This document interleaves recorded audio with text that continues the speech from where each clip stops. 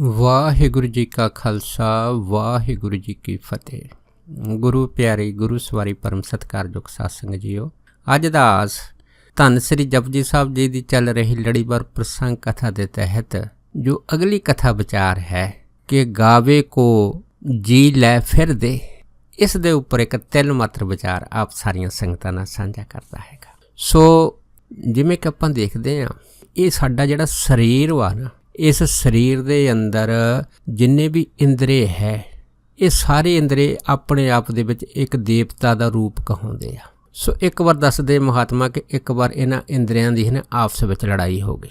ਲੜਾਈ ਜਿਹੜੀ ਸੀ, ਝਗੜਾ ਇਸ ਕਰਕੇ ਹੋਇਆ ਇੰਦਰੀਆਂ ਦਾ ਆਪਸ ਵਿੱਚ ਕਿ ਹਰੇਕ ਇੰਦਰੀ ਜਿਹੜੀ ਸੀ ਨਾ, ਆਪਣੇ ਆਪ ਨੂੰ ਸਰੀਰ ਦੇ ਵਿੱਚੋਂ ਸ੍ਰੇਸ਼ਟ ਜਿਹੜੀ ਸੀ ਉਹ ਦੱਸਦੀ ਸੀ ਕਿ ਮੈਂ ਵੱਡੀ ਹਾਂ, ਦੂਸਰੀ ਕਹਿੰਦੀ ਨਹੀਂ ਮੈਂ ਵੱਡੀ ਹਾਂ, ਤੀਸਰੀ ਕਹਿੰਦੀ ਨਹੀਂ ਮੈਂ ਵੱਡੀ ਹਾਂ। ਇਸ ਤਰ੍ਹਾਂ ਇਹ ਝਗੜਾ ਜਿਹੜਾ ਅੰਦਰ ਸ਼ੁਰੂ ਹੋ ਗਿਆ। ਸੋ ਜਦੋਂ ਅੰਦਰ ਝਗੜਾ ਸ਼ੁਰੂ ਹੋ ਗਿਆ ਪਰ ਇਹਦਾ ਕੋਈ ਹੱਲ ਨਾ ਹੋਵੇ, ਜਦ ਹੱਲ ਨਾ ਹੋਇਆ ਤੇ ਉਹਨਾਂ ਨੇ ਕਿਹਾ ਵੀ ਚਲੋ ਇਹ ਝਗੜਾ ਸਾਡਾ ਆਪਸ ਵਿੱਚ ਇੱਦਾਂ ਨਿਬੜਨਾ ਨਹੀਂ, ਇਸ ਤਰ੍ਹਾਂ ਕਰਦੇ ਆ ਕਿ ਇਹ ਜਿਹੜਾ ਸਰੀਰ ਰੂਪੀ ਪਿੰਜਰ ਉਹ ਹੈ ਨਾ, ਇਹਦੇ ਵਿੱਚ ਜਿਹੜੇ ਪ੍ਰਾਣ ਹੈ ਉਹਦੇ ਤੋਂ ਆਪਾਂ ਨਾ ਇਹ ਝਗੜਾ ਸਾਰਾ ਨਿਬੇੜ ਲੈਂਦੇ ਹਾਂ। ਦੇਖੋ ਜਿੰਨੇ ਵੀ ਸਾਰੇ ਇੰਦਰੀ ਸੀ ਇਕੱਠੇ ਹੋ ਕੇ ਉਸ ਪ੍ਰਾਣ ਦੇ ਪਾਸ ਗਏ ਤੇ ਪ੍ਰਾਣ ਨੂੰ ਕਹਿਣ ਲੱਗੇ ਕਿ ਤੂੰ ਸਾਡਾ ਫੈਸਲਾ ਕਰਾ ਕਿ ਸਾਡੇ ਵਿੱਚ ਸਭ ਤੋਂ ਸ੍ਰੇਸ਼ਟ ਕੌਣ ਹੈ। ਤੇ ਫਿਰ ਪ੍ਰਾਣ ਜਿਹੜਾ ਸੀਗਾ ਉਹਨੇ ਸੋਚਿਆ ਕਿ ਇਹਨਾਂ ਨੂੰ ਹੁਣ ਕਿਸ ਤਰੀਕੇ ਨਾਲ ਸਮਝਾਇਆ ਜਾਵੇ, ਪਰ ਉਹ ਕਹਿਣ ਲੱਗਾ ਕਿ ਇਸ ਤਰ੍ਹਾਂ ਕਰੋ ਕਿ ਤੁਸੀਂ ਆਪਸ ਵਿੱਚ ਹੀ ਫੈਸਲਾ ਕਰ ਲਓ, ਸਹਿਮਤੀ ਬਣਾ ਲਓ, ਜਿਹਦੇ ਨਾਲ ਪਤਾ ਲੱਗ ਜਾਏ ਕਿ ਤੁਹਾਡੇ 'ਚੋਂ ਸ੍ਰੇਸ਼ਟ ਕੌਣ ਆ। ਪਰ ਇੰਦਰੀਆਂ ਕਹਿਣ ਲੱਗੀਆਂ ਕਿ ਸਾਨੂੰ ਬਹੁਤ ਚਿਰ ਸਾਡਾ ਜਿਹੜਾ ਝਗੜਾ ਉਹ ਚੱਲਦਾ ਰਿਹਾ, ਪਰ ਕੋਈ ਵੀ ਹੈ ਨਾ ਕਿਸੇ ਤਰ੍ਹਾਂ ਕੋਈ ਸ੍ਰੇਸ਼ਟ ਨਹੀਂ ਬਣ ਸਕਿਆ, ਇਸ ਕਰਕੇ ਤੁਸੀਂ ਫੈਸਲਾ ਕਰੋ। ਫਿਰ ਦੇਖੋ ਪ੍ਰਾਣ ਨੇ ਸੋਚਿਆ ਕਿ ਅਗਰ ਮੈਂ ਕਿਸੇ ਇੱਕ ਇੰਦਰੀ ਦੇ ਪੱਖ 'ਚ ਫੈਸਲਾ ਕਰ ਦਊਂਗਾ ਤੇ ਦੂਸਰੇ ਇੰਦਰੀ ਨਾਰਾਜ਼ ਹੋ ਜਾਣਗੇ, ਤੇ ਇਸ ਕਰਕੇ ਫੈਸਲਾ ਉਹ ਕਰੀਏ ਕਿ ਜਿਹਦੇ ਨਾਲ ਨਾਰਾਜ਼ਗੀ ਕਿਸੇ ਨੂੰ ਨਾ ਹੋਵੇ। ਫਿਰ ਪ੍ਰਾਣ ਨੇ ਸਭ ਤੋਂ ਪਹਿਲਾਂ ਜਿਹੜੇ ਨੇਤਰ ਸੀ ਨਾ, ਇਹਨਾਂ ਨੇਤਰਾਂ ਨੂੰ ਇਹ ਆਖਿਆ ਕਿ ਤੁਸੀਂ ਇਸ ਤਰ੍ਹਾਂ ਕਰੋ ਕਿ ਤੁਸੀਂ ਹੈ ਨਾ ਆ ਜਿਹੜਾ ਸਰੀਰ ਹੈਗਾ ਕੁਝ ਸਮੇਂ ਵਾਸਤੇ ਹੈ ਨਾ ਇਹਨੂੰ ਛੱਡ ਕੇ ਚਲੇ ਜਾਓ, ਤੇ ਅਗਰ ਤੁਸੀਂ ਛੱਡ ਕੇ ਕੁਛ ਟਾਈਮ ਇਹ ਤੋਂ ਚਲੇ ਜਾਓਗੇ ਤਾਂ ਫਿਰ ਆਪਾਂ ਦੇਖ ਕੇ ਤੁਹਾਡੇ ਤੋਂ ਬਗੈਰ ਇਹ ਜਿਹੜੀ ਸਰੀਰ ਦੀ ਕਿਰਿਆ ਕਿਵੇਂ ਚੱਲਦੀ ਆ। ਇਹ ਸੁਣ ਕੇ ਜਿਹੜਾ ਨੇਤਰ ਇੰਦਰੀ ਸੀਗੇ ਬੜੇ ਪ੍ਰਸੰਨ ਹੋਏ। ਉਹ ਜਿਹੜਾ ਨੇਤਰ ਇੰਦਰੀ ਸੀ ਹੈ ਨਾ ਸਰੀਰ ਨੂੰ ਛੱਡ ਕੇ 1 ਸਾਲ ਵਾਸਤੇ ਕਿਤੇ ਚਲੇ ਗਿਆ। ਜਦ ਸਾਲ ਬਾਅਦ ਫਿਰ ਉਹ ਨੇਤਰ ਇੰਦਰੀ ਵਾਪਸ ਸਰੀਰ 'ਚ ਆਇਆ, ਉਹਨੇ ਦੇਖਿਆ ਕਿ ਸਰੀਰ ਤਾਂ ਉਸੇ ਤਰ੍ਹਾਂ ਹੀ ਕੰਮ ਕਰਦਾ ਹੈਗਾ। ਜਿਵੇਂ ਅਸੀਂ ਦੇਖਦੇ ਹਾਂ ਕਿ ਅਗਰ ਕੋਈ ਅੰਧਾ ਆਦਮੀ ਆ ਤੇ ਇਹਦਾ ਮਤਲਬ ਇਹ ਨਹੀਂ ਹੈਗਾ ਕਿ ਉਹਦਾ ਸਰੀਰ ਬਿਲਕੁਲ ਜਿਹੜਾ ਹੈ ਉਹ ਕੰਮ ਕਰਨ ਨੂੰ ਹਟ ਜਾਵੇ। ਉਹਦੇ ਵਿੱਚ ਤਾਂ ਸਮਾਂ ਜਿਹੜਾ ਅੰਧਾ ਆਦਮੀ ਹੁੰਦਾ ਹੈਗਾ ਉਹਦੇ ਅੰਦਰ ਤਾਂ ਜ਼ਿਆਦਾ ਗੁਣ ਪੈਦਾ ਹੋ ਜਾਂਦੇ ਆ, ਉਹਦੀ ਸੁਣਨ ਸ਼ਕਤੀ ਵੱਧ ਜਾਂਦੀ, ਉਹਦੀ ਬੁੱਧੀ ਦਾ ਵਿਕਾਸ ਵੱਧ ਜਾਂਦਾ, ਕਿਉਂਕਿ ਬਾਹਰਲੀ ਦੁਨੀਆ ਭਾਵੇਂ ਉਹ ਦ੍ਰਿਸ਼ਟਮਾਨ ਨੂੰ ਦਿਖਾਈ ਨਹੀਂ ਦਿੰਦੀ, ਪਰ ਅੰਦਰਲੀ ਦੁਨੀਆ ਦੇ ਵਿੱਚ ਉਹਦੀ ਪਛਾਣ ਵੱਧ ਜਾਂਦੀ ਆ। ਫਿਰ ਦੇਖੋ ਉਸ ਤੋਂ ਬਾਅਦ ਫਿਰ ਜਿਹੜੇ ਕੰਨ ਇੰਦਰੀ ਸੀਗੇ ਇਹ 1 ਸਾਲ ਵਾਸਤੇ ਬਾਹਰ ਚਲੇ ਗਏ ਕਿ ਮੈਂ ਦੱਸਾਂ ਕਿ ਮੇਰੇ ਤੋਂ ਬਗੈਰ ਸਰੀਰ ਕਿਵੇਂ ਕੰਮ ਕਰਦਾ ਹੈਗਾ। ਪਰ ਜਦੋਂ ਉਹ ਸਾਲ ਬਾਅਦ ਫਿਰ ਘੁੰਮ ਕੇ ਆਇਆ, ਜਦ ਕੀ ਦੇਖਿਆ ਤੇ ਸਰੀਰ ਤਾਂ ਉਸੇ ਤਰ੍ਹਾਂ ਕੰਮ ਕਰਦਾ ਹੈ। ਜਿਵੇਂ ਅਸੀਂ ਦੇਖਦੇ ਹਾਂ ਅਗਰ ਕੋਈ ਬੋਲਾ ਆਦਮੀ ਹੋਵੇ ਜਿਹਨੂੰ ਨਾ ਸੁਣਾਈ ਦਿੰਦਾ ਹੋਵੇ, ਕੀ ਉਹ ਸਮਾਜ ਦੇ ਵਿੱਚ ਕੰਮ ਨਹੀਂ ਕਰਦਾ ਹੈਗਾ, ਪਰ ਉਹ ਵੀ ਚੁੱਪ ਕਰਕੇ ਸ਼ਰਮਿੰਦਾ ਹੋ ਗਿਆ। ਇਸੇ ਤਰ੍ਹਾਂ ਜਿਹੜੀ ਸਾਡੀ ਜੀਵ ਇੰਦਰੀ ਸੀਗੀ, ਜਦ ਇਹ ਫਿਰ ਜਿਹੜੀ ਸੀ ਉਹ ਗਈ ਕਿ ਮੈਂ ਦੇਖਦਾ ਮੈਂ ਮੇਰੇ ਤੋਂ ਬਗੈਰ ਸਰੀਰ ਕਿਵੇਂ ਕੰਮ ਕਰਦਾ, ਪਰ ਸਾਲ ਬਾਅਦ ਜਦੋਂ ਇਹ ਵੀ ਇੰਦਰੀ ਜਿਹੜੀ ਸੀ ਉਹ ਵਾਪਸ ਆਈ, ਉਹਨੇ ਕੀ ਦੇਖਿਆ ਸਰੀਰ ਤਾਂ ਉਸੇ ਤਰ੍ਹਾਂ ਕੰਮ ਕਰਦਾ ਹੈਗਾ ਜਿਵੇਂ ਪਹਿਲਾਂ ਕਰਦਾ ਹੈਗਾ। ਇਹ ਵੀ ਫਿਰ ਚੁੱਪ ਕਰਕੇ ਬੈਠ ਗਈ। ਜਿਵੇਂ ਕੋਈ ਗੂੰਗਾ ਆਦਮੀ ਹੈ, ਅਗਰ ਉਹ ਬੋਲ ਨਹੀਂ ਸਕਦਾ ਤਾਂ ਇਹਦਾ ਮਤਲਬ ਇਹ ਨਹੀਂ ਹੈਗਾ ਕਿ ਉਹ ਸੰਸਾਰ 'ਚ ਕੰਮ ਨਹੀਂ ਕਰਦੇ। ਗੂੰਗੇ ਬਹਿਰੇ ਜਿੰਨੇ ਵੀ ਜਿਹੜੇ ਨੇਤਰਹੀਣ ਆਦਮੀ ਆ ਉਹ ਸੰਸਾਰ ਵਿੱਚ ਤਾਂ ਸਾਰੇ ਕੰਮ ਕਰਦੇ ਆ। ਇਸ ਤਰ੍ਹਾਂ ਕਰਦੇ ਜਿਹੜੇ ਹੱਥ ਦੇ ਇੰਦਰੀ ਸੀਗੇ, ਜਦ ਉਹ ਵੀ ਗਏ ਉਹ ਵੀ ਇਸੇ ਤਰ੍ਹਾਂ ਵਾਪਸ ਆਏ। ਜਦ ਦੇਖਿਆ ਸਰੀਰ ਕੰਮ ਕਰਦਾ, ਪੈਰਾਂ ਦੇ ਇੰਦਰੀ, ਜਾਣੀ ਕਿ ਇਹ ਸਾਰੇ ਜਿਹੜੇ ਇੰਦਰੀ ਸੀ ਜਦ ਵਾਪਸ ਆਏ ਸਰੀਰ ਨੂੰ ਕੋਈ ਫਰਕ ਨਹੀਂ ਪਿਆ ਹੈਗਾ। ਸਰੀਰ ਉਸੇ ਤਰ੍ਹਾਂ ਜਿਹੜਾ ਹੈ ਨਾ ਨਿਰਵਿਘਨ ਕੰਮ ਕਰੀ ਜਾਂਦਾ ਹੈਗਾ। ਇਸ ਤਰ੍ਹਾਂ ਕਰਦੇ ਕਰਦੇ ਫਿਰ ਸਾਰਿਆਂ ਨੇ ਕਿਹਾ ਵੀ ਇਹ ਜਿਹੜਾ ਫੈਸਲਾ ਹੋਇਆ ਤਾਂ ਸਾਨੂੰ ਪਤਾ ਨਹੀਂ ਲੱਗਾ ਕਿ ਇਹ ਫੈਸਲਾ ਕਿਵੇਂ ਹੋਇਆ ਹੈਗਾ। ਫਿਰ ਪ੍ਰਾਣ ਇੰਦਰੀ ਕਹਿਣ ਲੱਗਾ ਕਿ ਤੁਸੀਂ ਤਾਂ ਸਾਰੇ ਜਾਏ ਆ, ਪਰ ਹੁਣ ਮੈਂ ਜਿਹੜਾ ਹੈ ਨਾ ਕੁਛ ਸਮੇਂ ਵਾਸਤੇ ਜਿਹੜਾ ਹੈਗਾ ਮੈਨੂੰ ਵੀ ਥੋੜ੍ਹੀ ਛੁੱਟੀ ਦੇ ਦਿਓ ਕਿ ਮੈਂ ਵੀ ਬਾਹਰ ਸੈਰ ਕਰਿਆ ਵਾਂ। ਇੰਨੀ ਗੱਲ ਹੋਈ ਤਾਂ ਸਾਰੇ ਇੰਦਰੀ ਕਹਿਣ ਲੱਗੇ ਹਾਂ ਅਸੀਂ ਤਾਂ ਸਾਲ ਬਾਹਰ ਘੁੰਮ ਕੇ ਆਏ ਹਾਂ, ਤੇ ਇਸ ਕਰਕੇ ਤੂੰ ਇੱਦਾਂ ਕਰ ਤੂੰ ਵੀ ਜਾ ਕੇ ਬਾਹਰ ਸੈਰ ਕਰਿਆ, ਤਦ ਤੱਕ ਅਸੀਂ ਸਰੀਰ 'ਚ ਰਹਿੰਦੇ ਹਾਂ। ਇਹ ਸੁਣ ਕੇ ਨਾ ਪ੍ਰਾਣ ਇੰਦਰੀ ਮੁਸਕਰਾ ਪਿਆ। ਕਹਿੰਦੇ ਜਦੋਂ ਪ੍ਰਾਣ ਉਹ ਸਰੀਰ 'ਚੋਂ ਬਾਹਰ ਨਿਕਲੇ ਤੇ ਬਸ ਫੇਰ ਕੀ ਸੀ, ਨਾਲੇ ਜਿਹੜੇ ਪੈਰਾਂ ਦੇ ਅੰਦਰ ਸੀ ਠੰਡੇ ਹੋ ਗਏ, ਹੱਥ ਪੈਰ ਠੰਡੇ ਹੋ ਗਏ, ਤੇ ਅੱਖਾਂ ਦੀ ਜੋਤ ਸੀ, ਅੱਖਾਂ ਦਾ ਨੇਤਰ ਜਿਹੜੇ ਸੀ ਉਹ ਬੰਦ ਹੋ ਗਏ, ਕੰਨ ਸਰਵਣੋਂ ਕੰਨ ਹਟ ਗਏ, ਰਸਨਾ ਬੋਲਣੋਂ ਹਟ ਗਈ, ਸਰੀਰ ਪੂਰੀ ਤਰ੍ਹਾਂ ਜਿਹੜਾ ਸੀ ਉਹ ਡੈੱਡ ਹੋ ਗਿਆ। ਸੋ ਇਹਦਾ ਮਤਲਬ ਕੀ ਹੋਇਆ ਕਿ ਸਾਰਿਆਂ ਨਾਲੋਂ ਅਗਰ ਸ੍ਰੇਸ਼ਟ ਇੰਦਰਾ ਹਨ ਤੇ ਉਹ ਹੈ ਪ੍ਰਾਣ ਇਸ ਸਰੀਰ ਦੇ ਅੰਦਰ। ਤੇ ਇਸ ਪ੍ਰਾਣਾਂ ਦਾ ਜਿਹੜਾ ਸਰੀਰ ਦੇ ਵਿੱਚ ਜਿੰਨੇ ਪ੍ਰਾਣ ਪੈਦਾ ਕੀਤੇ, ਜਿੰਨੇ ਪ੍ਰਾਣ ਬਣਾਏ ਆ, ਤੇ ਜਿਹੜਾ ਪ੍ਰਾਣਾਂ ਦਾ ਪਤੀ ਹੈ ਉਹ ਹੈ ਪਰਮਾਤਮਾ ਵਾਹਿਗੁਰੂ। ਹੁਣ ਵਾਹਿਗੁਰੂ ਜੀ ਜਿਹੜੇ ਹੈ ਨਾ ਸਭ ਤੋਂ ਸ੍ਰੇਸ਼ਟ ਹੈ, ਤੇ ਇਸ ਸ੍ਰੇਸ਼ਟਾ ਕਰਕੇ ਬਾਣੀ ਕਹਿੰਦੀ ਆ ਕਿ ਗਾਵੇ ਕੋ ਜੀ ਲੈ ਫਿਰਦੇ, ਕਿ ਤੂੰ ਜਿੰਦ ਲੈ ਕੇ ਪ੍ਰਾਣ ਲੈ ਕੇ ਦੁਬਾਰਾ ਵਾਪਸ ਦੇ ਦਿੰਦਾ ਹੈਗਾ। ਇਹ ਜਿਹੜੀ ਤੇਰੀ ਅਚਰਜ ਘਟਨਾ ਹੈ ਨਾ, ਇਸ ਨੂੰ ਦੇਖ ਕੇ ਤੇਰੇ ਜਿਹੜੇ ਭਗਤ ਪਿਆਰੇ, ਗੁਰਮੁਖ ਪਿਆਰੇ ਹਨ, ਵਾਹਿਗੁਰੂ ਤੇਰੀ ਵਡਿਆਈ ਨੂੰ ਗਾਉਂਦੇ, ਤੇਰੀ ਜਸ ਕੀਰਤੀ ਕਰਦੇ ਆ, ਤੇਰੀ ਵਡਿਆਈ ਕਰਦੇ ਆ ਕਿ ਤੂੰ ਜਿੰਦ ਲੈ ਕੇ ਜਿੰਦ ਨੂੰ ਵਾਪਸ ਵੀ ਜਿਹੜਾ ਹੈਗਾ ਉਹ ਦੇ ਦਿੰਦਾ ਹੈਗਾ। ਇਹ ਕਮਾਲ ਦੀ ਖੇਡ ਹੈਗੀ ਆ ਉਸ ਨਿਰੰਕਾਰ ਪਰਿਪੂਰਨ ਪਰਮਾਤਮਾ ਵਾਹਿਗੁਰੂ ਜੀ ਦੀ। ਜਿਵੇਂ ਕਿ ਆਪਾਂ ਦੇਖਦੇ ਹਾਂ ਕਿ ਬਹੁਤ ਸਾਰੀਆਂ ਸੰਸਾਰ ਦੇ ਵਿੱਚ ਐਸੀਆਂ ਘਟਨਾਵਾਂ ਹੋ ਜਾਂਦੀਆਂ ਜਿਨ੍ਹਾਂ ਨੂੰ ਦੇਖ ਕੇ ਜਿਹੜੀ ਨਾ ਅਕਲ ਉਹ ਬੜੀ ਹੈਰਾਨ ਹੋ ਜਾਂਦੀ, ਚਕਰਿਤ ਰਹਿ ਜਾਂਦੀ ਆ। ਪਿੱਛੇ ਜੇ ਬੜਾ ਅਖਬਾਰਾਂ ਵਿੱਚ ਵੀ ਇਸ ਗੱਲ ਦਾ ਜਿਹੜਾ ਜ਼ਿਕਰ ਆਇਆ ਸੀਗਾ, ਇਸ ਦੀਆਂ ਜਿਹੜੀਆਂ ਵੀਡੀਓ ਵੀ ਵਾਇਰਲ ਹੋਈਆਂ ਸੀਗੀਆਂ ਕਿ ਕਿਵੇਂ ਇੱਕ ਬੱਚਾ ਜਿਹੜਾ ਸੀਗਾ ਜਿਹਨੂੰ ਡਾਕਟਰਾਂ ਨੇ ਮ੍ਰਿਤਕ ਕੋਸ਼ਲ ਕਰਾਰ ਦੇ ਦਿੱਤਾ ਸੀਗਾ, ਤੇ ਉਹ ਬੱਚਾ ਉਹਦੇ ਜਿਹੜੇ ਪਰਿਵਾਰ ਦੇ ਹਨ ਉਹਦੀ ਬੋਡੀ ਨੂੰ ਜਿਹੜੇ ਸੀ ਉਹ ਵਾਪਸ ਘਰ ਵਾਸਤੇ ਲੈ ਕੇ ਆ ਰਹੇ ਸੀ। ਲੇਕਿਨ ਰਸਤੇ ਵਿੱਚ ਜਿਹੜਾ ਸੀਗਾ ਇੱਕ ਮਹਾਂਪੁਰਖਾਂ ਦਾ ਗੁਰਦੁਆਰਾ ਸਾਹਿਬ ਪੈਂਦਾ ਸੀਗਾ, ਤੇ ਉਹਨਾਂ ਦਾ ਮਹਾਂਪੁਰਖਾਂ ਦਾ ਨਾਮ ਸੀ ਬਾਬਾ ਰਾਮ ਸਿੰਘ ਜੀ। ਖਾਸ ਕਰਕੇ ਜਿਵੇਂ ਅਸੀਂ ਆਖ ਦਿੰਦੇ ਹਾਂ ਕਿ ਉਹਨੇ ਗਊਆਂ ਵਾਲੇ ਵੀ ਮਹਾਂਪੁਰਖ ਆਖਦੇ ਆ, ਪਰ ਉਹਨਾਂ ਦੇ ਮਨ 'ਚ ਆਇਆ ਕਿ ਚਲੋ ਜਾਂਦੇ ਜਾਂਦੇ ਇੱਥੇ ਮੱਥਾ ਟੇਕ ਚੱਲਦੇ ਆ।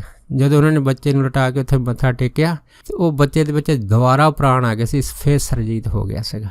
ਇਹ ਵੀ ਬੜੀ ਜਿਹੜੀ ਅਚਰਜ ਘਟਨਾ ਸੀ ਹੈ ਨਾ, ਆਪਾਂ ਸਾਰਿਆਂ ਨੇ ਜਿਹੜੀ ਉਹ ਦੇਖੀ ਆ। ਇਸੇ ਕਰਕੇ ਇਸ ਘਟਨਾ ਕਰਕੇ ਹੀ ਜਿਹੜਾ ਹੈ ਨਾ ਰੱਬ ਦੇ ਪਿਆਰੇ ਹੈਗੇ ਆ, ਤੇਰੀ ਇਸ ਅਚਰਜ ਖੇਡ ਨੂੰ ਦੇਖ ਕੇ ਤੇਰੇ ਗੁਣ ਗਾਉਂਦੇ ਆ।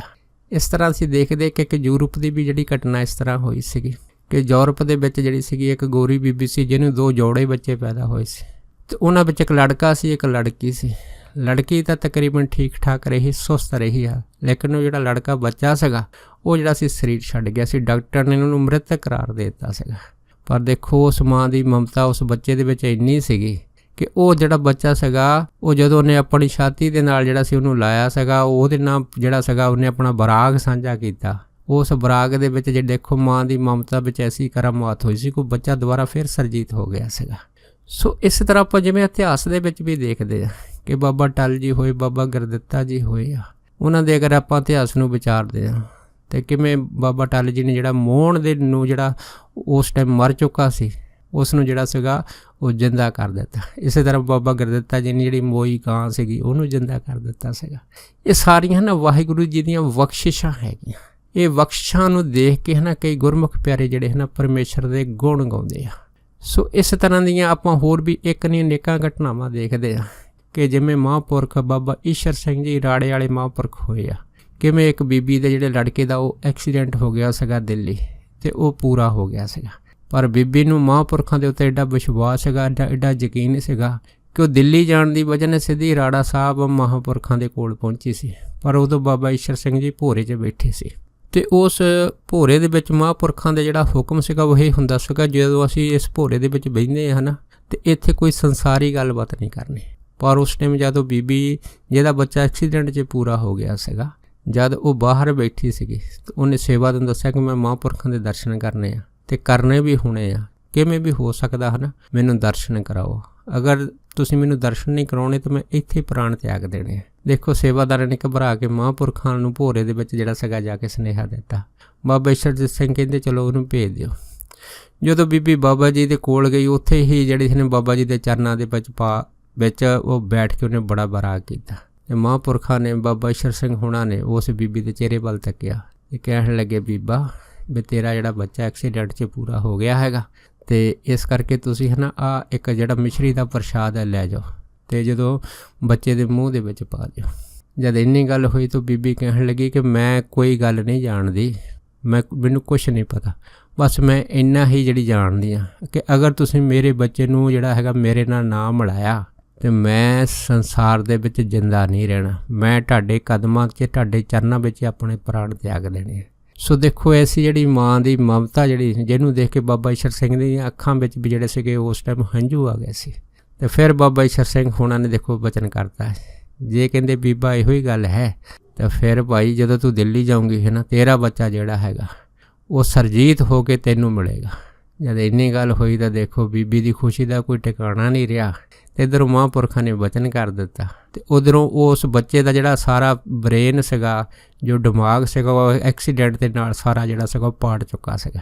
ਪਰ ਮਹਾਂਪੁਰਖਾਂ ਦਾ ਇੱਧਰ ਵਚਨ ਹੋਇਆ ਤੇ ਉੱਧਰ ਉਹ ਸਾਰਾ ਜਿਹੜਾ ਬ੍ਰੇਨ ਦਿਮਾਗ ਸੀਗਾ ਉਹ ਆਪਣੇ ਆਪ ਹੀ ਜੁੜ ਗਿਆ ਤੇ ਉਹ ਬੱਚਾ ਜਿਹੜਾ ਸੀ ਬਿਲਕੁਲ ਸਰਜੀਤ ਹੋ ਗਿਆ, 9/9 ਹੋ ਗਿਆ, ਰੂਹ ਵੀ ਵਾਪਸ ਆ ਗਈ।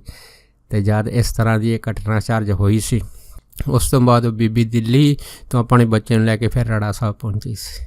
ਸੋ ਕਹਿਣ ਤੋਂ ਭਾਵ ਇਹ ਹੈਗਾ ਕਿ ਇਹੋ ਜਿਹੀਆਂ ਜਿਹੜੀਆਂ ਅਚਰਜ ਘਟਨਾਵਾਂ ਮਹਾਂਪੁਰਖਾਂ ਦੇ ਜੀਵਨ ਦੇ ਵਿੱਚ ਆਉਂਦੀਆਂ, ਜਿਵੇਂ ਬਾਬਾ ਈਸ਼ਰ ਸਿੰਘ ਜੀ ਜਿਹੜੇ ਸੀਗੇ ਝੋਰਡੇ ਵਾਲੇ ਮਹਾਂਪੁਰਖ, ਉਹਨਾਂ ਦੇ ਜੀਵਨ ਦੇ ਵਿੱਚ ਵੀ ਇਸੇ ਤਰ੍ਹਾਂ ਜਿਹੜੀ ਸੀ ਘਟਨਾਵਾਂ ਆਈ ਆ ਕਿ ਕਿਵੇਂ ਇੱਕ ਲੜਕੀ ਜਿਹੜੀ ਸੀ ਜਿਹੜਾ ਆਪਣਾ ਸਰੀਰ ਛੱਡ ਗਈ ਸੀ, ਪਰ ਜਦੋਂ ਬਾਬਾ ਈਸ਼ਰ ਸਿੰਘ ਹੁਣਾਂ ਕੋਲ ਉਹਨਾਂ ਦੇ ਘਰ ਦੇ ਲੈ ਕੇ ਆਏ ਸੀ, ਉਹ ਵੀ ਬੀਬੀ ਜਿਹੜੀ ਸੀ ਨਾ ਦੁਬਾਰਾ ਸਰਜੀਤ ਹੋ ਗਈ ਸੀ। ਸੋ ਕਹਿਣ ਤੋਂ ਭਾਵ ਇਹ ਹੈ ਕਿ ਜਿਵੇਂ ਗੁਰਬਾਣੀ ਦਾ ਫਰਮਾਨ ਹੈ ਕਿ ਗਾਵੇ ਕੋ ਜੀ ਲੈ ਫਿਰ ਦੇ, ਕਿ ਪਰਮੇਸ਼ਰ ਜਿਹੜਾ ਹੈ ਨਾ ਜਿੰਦ ਲੈ ਕੇ ਇਹ ਉਸ ਨੂੰ ਫਿਰ ਦੁਬਾਰਾ ਦੇ ਦਿੰਦਾ ਹੈਗਾ। ਸੋ ਇਸੇ ਕਰਕੇ ਸਾਨੂੰ ਗੁਰਬਾਣੀ ਨੇ ਆਖਿਆ ਕਿ ਜਿਸ ਕੀ ਵਸਤਿਸ ਆਗੇ ਰੱਖੇ ਪ੍ਰਭ ਕੀ ਆਗਿਆ ਮਾਨੇ ਮਾਥੇ, ਉਸ ਤੇ ਚੌਗਣ ਕਰੇ ਨਿਹਾਲ, ਨਾਨਕ ਸਾਹਿਬ ਸਦਾ ਦਿਆਲ। ਕਿ ਵਾਹਿਗੁਰੂ ਸਦਾ ਦਿਆਲ ਹੈਗਾ, ਪਰ ਜਿਨ੍ਹਾਂ ਦੇ ਹਿਰਦੇ ਸ਼ੁੱਧ ਹੈ, ਜਿਨ੍ਹਾਂ ਦੇ ਹਿਰਦੇ ਵਿੱਚ ਪ੍ਰੇਮ ਜਿਹੜਾ ਹੈ ਨਾ ਭਰਿਆ ਪਿਆ ਹੈਗਾ, ਤੇ ਉਹਨਾਂ ਦੀ ਕਹੀ ਹੋਈ ਗੱਲ ਜਿਹੜੀ ਹੈ ਨਾ ਕਹਿੰਦੇ ਵਾਹਿਗੁਰੂ ਨਹੀਂ ਮੋੜਦਾ ਹੈਗਾ। ਉਹਦੇ ਵਿੱਚ ਉਹ ਪਰਮੇਸ਼ਰ ਕਦੀ ਨਾਰਾਜ਼ ਨਹੀਂ ਹੁੰਦਾ, ਉਹਨੂੰ ਖੁਸ਼ੀ ਹੁੰਦੀ ਹੈ, ਕਿਉਂਕਿ ਵਾਹਿਗੁਰੂ ਦੇ ਘਰ ਦੇ ਵਿੱਚ ਤਾਂ ਸਭ ਕੁਝ ਹੈ। ਘਰ ਤਾਂ ਤੇਰੇ ਸਭ ਕੁਝ ਹੈ ਜਿਸ ਦੇ ਸੋ ਪਾਵੇ, ਪਰ ਜਿਹਨੂੰ ਦਿੰਦਾ ਬਖਸ਼ਿਸ਼ ਉਹ ਹੀ ਹਾਸਲ ਕਰ ਸਕਦਾ ਹੈ। ਇਸ ਕਰਕੇ ਇੱਕ ਨਹੀਂ ਅਨੇਕਾਂ ਜਿਹੜੀਆਂ ਹਨ ਇਸ ਤਰ੍ਹਾਂ ਦੀਆਂ ਘਟਨਾਵਾਂ ਸਾਨੂੰ ਗੁਰੂ ਘਰ ਦੇ ਵਿੱਚ ਮਿਲਦੀਆਂ ਹੈਗੀਆਂ ਕਿ ਕਿਵੇਂ ਜਦੋਂ ਪ੍ਰਾਣੀ ਜਿਹੜਾ ਸੰਸਾਰ ਛੱਡ ਜਾਂਦਾ ਹੈ ਤੇ ਕਈ ਵਾਰੀ ਮਹਾਂਪੁਰਖ ਜਿਹੜੇ ਹਨ ਉਸ ਨੂੰ ਦਰਗਾਹ ਦੇ ਵਿੱਚ ਵੀ ਵਾਪਸ ਲਿਆ ਕੇ ਦੁਬਾਰਾ ਸਰਜੀਤ ਕਰ ਦਿੰਦੇ। ਸੋ ਇਹ ਇਸ ਤਰ੍ਹਾਂ ਦੀਆਂ ਇੱਕ ਨਹੀਂ ਅਨੇਕਾਂ ਘਟਨਾਵਾਂ ਜਿਹੜੀਆਂ ਨਾ ਦਾਸ ਨੇ ਵੀ ਜਿਹੜੀਆਂ ਸਮੇਂ-ਸਮੇਂ ਦੇ ਵਿੱਚ ਆਪ ਜੀ ਨਾਲ ਸਾਂਝੀਆਂ ਕੀਤੀਆਂ। ਸੋ ਕਹਿਣ ਤੋਂ ਭਾਵ ਇਹ ਹੈਗਾ ਕਿ ਧੰਨ ਸ੍ਰੀ ਜਪਜੀ ਸਾਹਿਬ ਦੀ ਇੱਕ ਪੰਕਤੀ ਦੇ ਇੱਕ ਨਹੀਂ ਅਨੇਕਾਂ ਹੀ ਅਰਥ ਨਿਕਲਦੇ ਆ, ਲੇਕਿਨ ਇਹ ਜਿਹੜੀ ਵੀਡੀਓ ਵੱਧ ਨਾ ਜਾਵੇ ਇਸ ਕਰਕੇ ਦਾਸ ਨੇ ਹੈ ਨਾ ਇੱਕ ਬਿਲਕੁਲ ਤਿਲ ਮਾਤਰ ਵਿਚਾਰ ਜਿਹੜੀ ਹੈ ਉਹ ਇੱਕ ਹੀ ਜਿਹੜੀ ਹੈ ਪਾਸੇ ਦੀ ਕੀਤੀ ਆ, ਤਾਂ ਜੋ ਗੱਲ ਜਿਹੜੀ ਹੈ ਨਾ ਆਸਾਨੀ ਨਾਲ ਸਮਝ ਆ ਸਕੇ ਕਿ ਗਾਵੇ ਕੋ ਜੀ ਲੈ ਫਿਰ ਦੇ, ਕਿ ਵਾਹਿਗੁਰੂ ਨੂੰ ਗੁਰਮੁਖ ਪਿਆਰੇ ਸੰਤ ਜਨ ਭਗਤ ਜਿਹੜੇ ਹੈਗੇ ਉਹ ਇਸ ਨਜ਼ਰੀਏ ਨਾਲ ਕਈ ਗਾਉਂਦੇ ਆ ਕਿ ਭਾਈ ਤੂੰ ਜਿੰਦ ਦੇ ਕੇ ਤਾਂ ਫਿਰ ਉਹ ਜਿੰਦ ਵਾਪਸ ਲੈ ਲੈਂਦਾ ਹੈ। ਤੇ ਇਹ ਤੇਰੀ ਜਿਹੜੀ ਹੈ ਨਾ ਕਿਰਪਾ ਹੈਗੀ ਜਾਂ ਤੇਰਾ ਖੇਡ ਹੈਗਾ, ਇਸ ਨੂੰ ਦੇਖ ਕੇ ਜਿਹੜੇ ਹੈ ਨਾ ਅਸੀਂ ਅਚਰਜ ਹੋ ਜਾਂਦੇ, ਨਿਹਾਲ ਹੋ ਜਾਂਦੇ ਆ। ਇਹ ਹੈ ਉਸ ਨਿਰੰਕਾਰ ਪਰਿਪੂਰਨ ਪਰਮਾਤਮਾ ਦੀ ਵਡਿਆਈ। ਸੋ ਦਾਸ ਇੰਨੇ ਹੀ ਬਚਨ ਸਾਂਝਾ ਕਰਦਾ ਹੋਇਆ ਖਿਮਾ ਦਾ ਜਾਚਕ ਜੀ, ਹੋਈਆਂ ਬੇਅੰਤ ਭੁੱਲਾਂ ਚੁੱਕਾਂ ਦੀ ਖਿਮਾ ਬਖਸ਼ਣੀ। ਸੋ ਫਤਿਹ ਬੁਲਾਓ। ਵਾਹਿਗੁਰੂ ਜੀ ਕਾ ਖਾਲਸਾ, ਵਾਹਿਗੁਰੂ ਜੀ ਕੀ ਫਤਿਹ।